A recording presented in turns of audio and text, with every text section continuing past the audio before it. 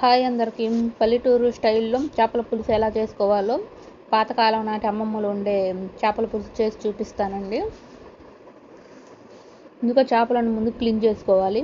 గల్లుపుతోటి clean చేసుకున్న తర్వాత 4 పచ్చిమిర్చి, 2 ఉల్లిపాయలు, ఒక 2 టమాటాలు ముక్కలుగా కట్ చేసుకున్నాను. కట్ చేసిన ముక్కలను చేపల్లో వేస్తున్నాను. దాంట్లోకి తగినంత సాల్టు, కూరకు సరిపడే సాల్ట్ వేసుకున్నాను. పసుపు తగినంత,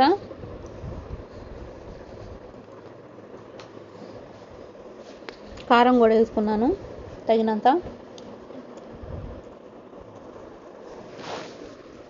కారం కొంచెం ఎక్కువగానే ఉండాలండి చేపల్లోకి. ఇప్పుడు ఆయిల్ కూడా వేసుకుంటాను. ఆయిల్ కూడా కొంచెం ఎక్కువ వేసుకుంటున్నాను. చేపల కూరలోకి కారం ఆయిల్ ఎక్కువే ఉండాలండి.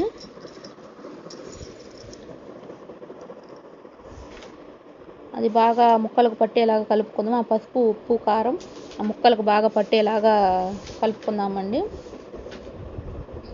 అలా బాగా కలుపుకుందాం. అలా ముక్కలను బాగా కలుపుకొని ఒక 2 నిమిషాలు పక్కన పెట్టుకోవాలండి. అదే ఉప్పు కారం బాగా ముక్కలకు బాగా పడుతుంది. ఇలా వండుకుంటే చాలా సులువుగా అవుతుంది. టేస్ట్ కూడా చాలా బాగుంటుందండి. పాతకాలం నాటి చేపల పులుసు ఒకసారి ట్రై చేయండి. ఇప్పుడు చింతపండు పులుపు కలిపి దాంట్లో పోసుకుందాం.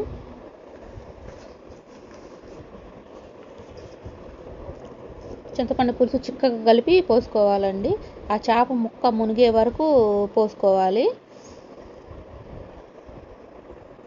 చింతపండు ఒక పెద్ద నిమ్మకాయ సైజు తీసుకున్నానండి. 5 కేజీన్నర చేపలు. చిక్కగా కలిపి చేప ముక్కలు మునిగే వరకు పోసుకొని కలుపుకోవాలి. అలా కలుపుకున్న తర్వాత కొంచెం అల్లం వెల్లుల్లి పేస్ట్ కూడా వేసుకుంటున్నాను. ఆ అల్లం వెల్లుల్లి పేస్ట్ కూడా ఆ పులుసులో బాగా కలిసిపోయేలాగా కలుపుకోవాలి.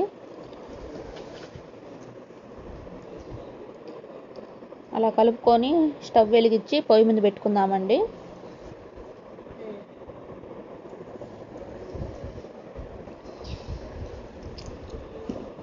చేపలు కొంచెం ఉడికే లోపల మసాలా రెడీ చేసుకుందాం. మసాలాకి 1 టీ స్పూన్ ధనియాలు, 1 టీ స్పూన్ జీలకర్ర,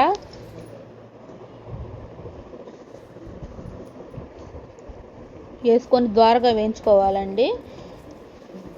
మెంతులు ఒక 1/2 టీ స్పూన్ వేసుకొని, ధనియాలు, మెంతులు, జీలకర్ర వేసుకొని ద్వారగా వేపుకోవాలండి. దాంట్లోకి ఒక చిన్న కొబ్బరి ముక్క కూడా వేసుకోవాలి.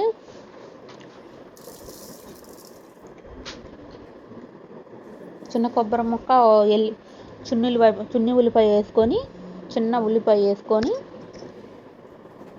మిక్సీ పట్టుకోవాలండి పొడి.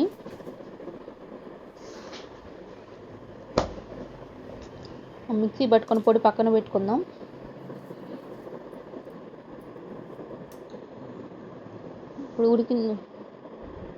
ఇప్పుడు మూత తీసి చూద్దామండి. ఉడుకుతుంది కదా, ఒకసారి అలా కదిలించుకోవాలండి. ముక్కలు అడుగంటకుండా అలా కదిలించుకుంటే అడుగంటదు. ముక్కలు గెంటి పెట్టకూడదండి. గెంటి పెడితే ముక్కలు ఇరిగిపోతాయి. అలా కదిలించుకొని మూత వేసుకుందాం. మళ్ళీ ఒక 2 నిమిషాలు అలా ఉడికిన తర్వాత తీసి చూద్దామండి. బాగా దగ్గర పడింది. అలా ఉడుకుతున్నప్పుడు ఇందాక పట్టుకున్న మసాలా వేసేసుకుందాం.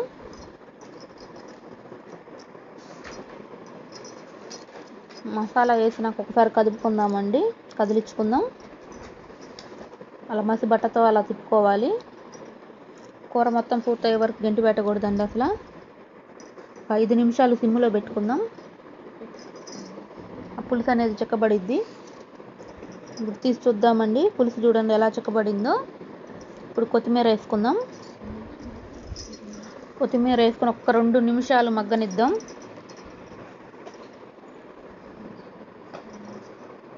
ఒకసారి కదుపుకొని మూతేసి 2 నిమిషాలు వదిలేద్దాం.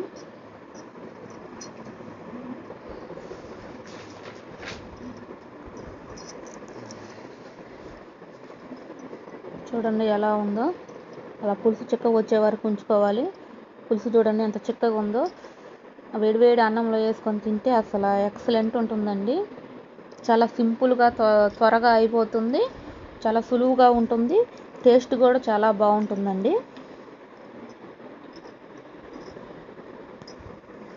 చూడండి ఎలా ఉందో.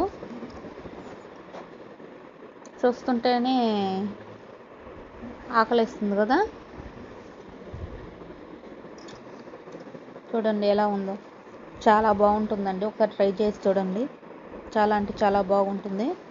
దాంట్లోకి రాగి సంగటి చేశానండి. రాగి సంగటి ముద్దలు, చేపల కూర.